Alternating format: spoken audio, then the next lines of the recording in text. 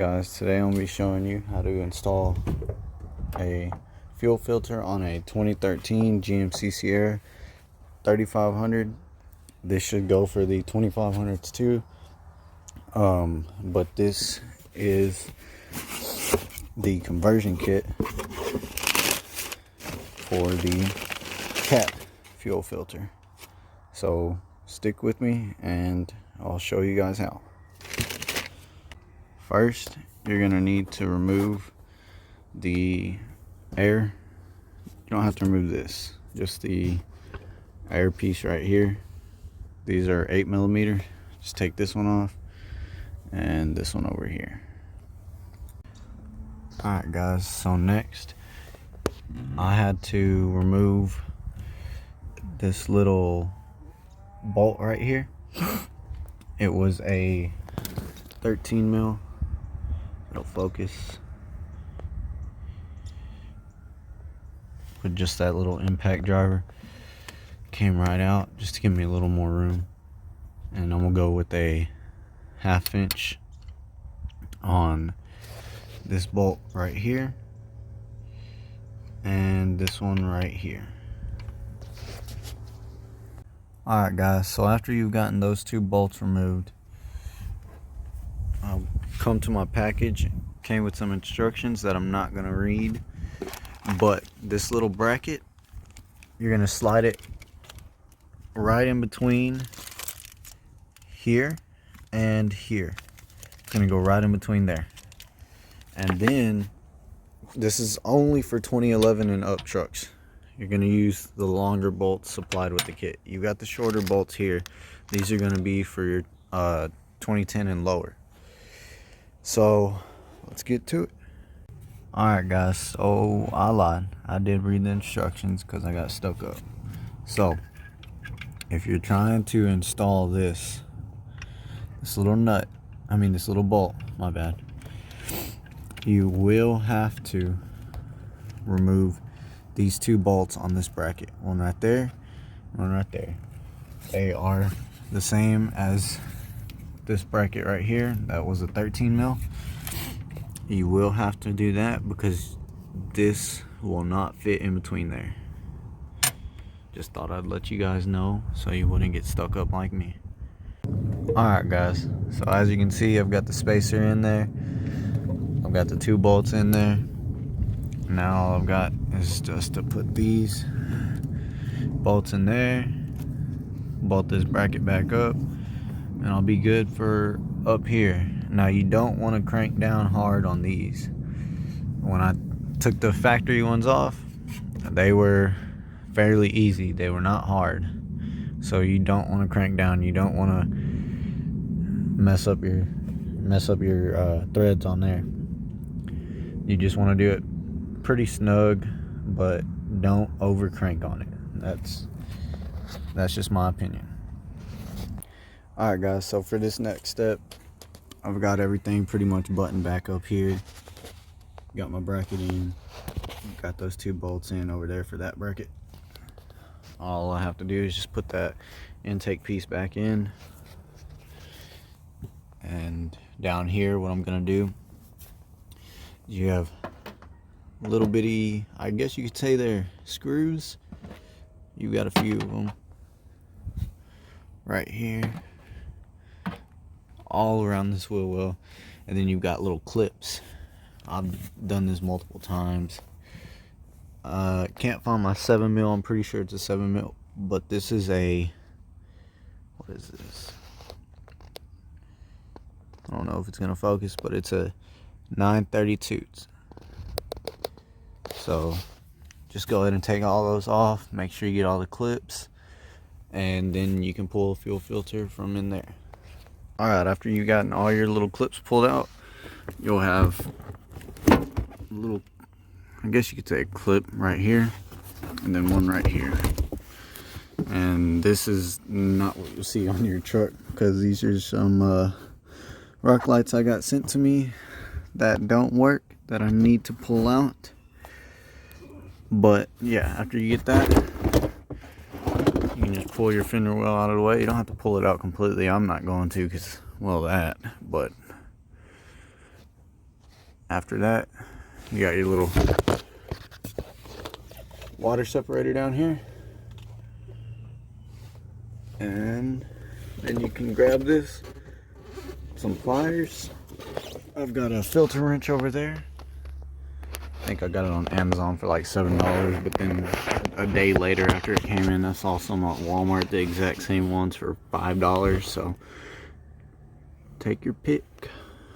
I'll catch up with you guys here in a second.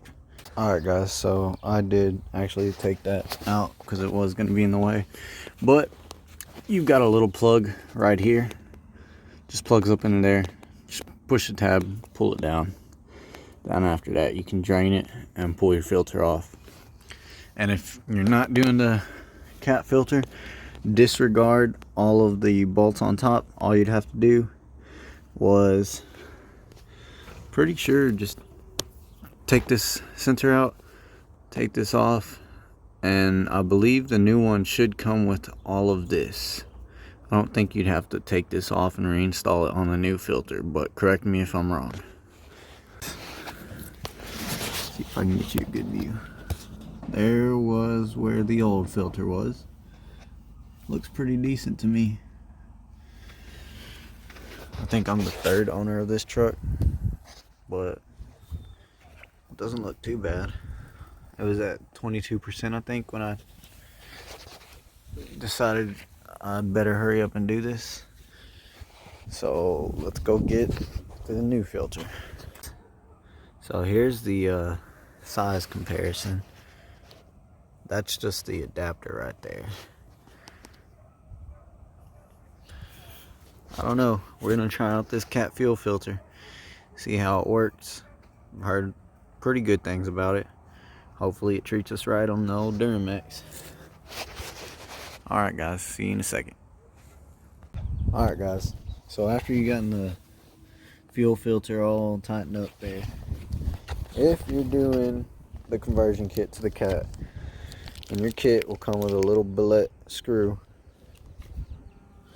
I believe the old one is a 13 mil. That'll focus. You can see it. So what you want to do is take that screw out, replace it with the new one, and pump this sucker. Pump it till it gets real tight. Open it back up right here, and you'll see the little air bubbles coming out. Make sure you get all the air out of your lines. You may have to do it a few more times just to be safe. You don't want no air going into your lines. I'll catch back up with you guys here in a second. One thing I did forget to mention is on this new little bleeder screw, it has a little O-ring right there. What you want to do, you can get oil. I'm going to use diesel. Just get a little diesel. I'm just going to get a little on my finger right there. Set you all up right there.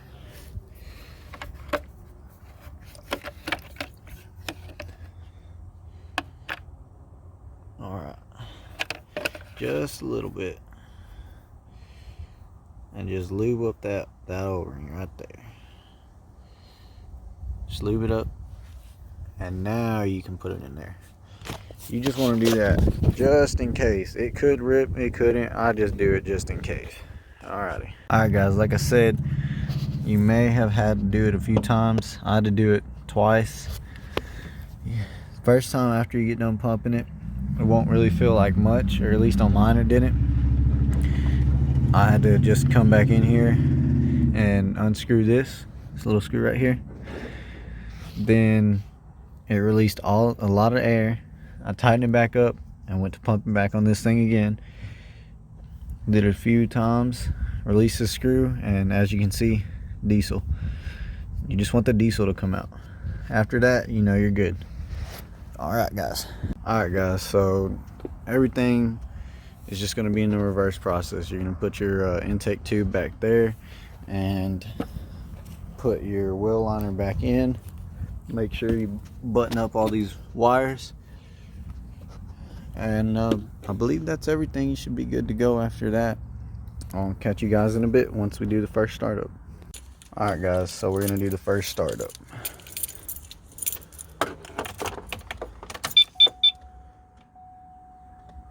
will be a little cold here in Texas for us. 51.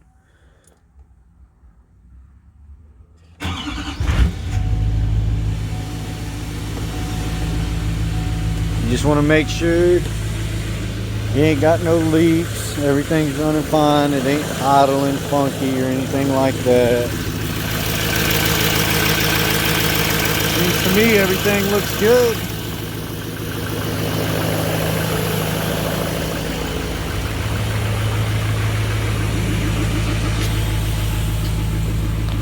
And if this is anything like doing the oil, you just go over here.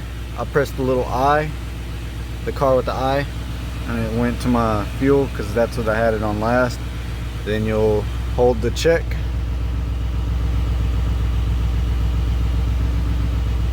And there you go, 100%. Alrighty guys. Guys, if you like this video, please like and subscribe.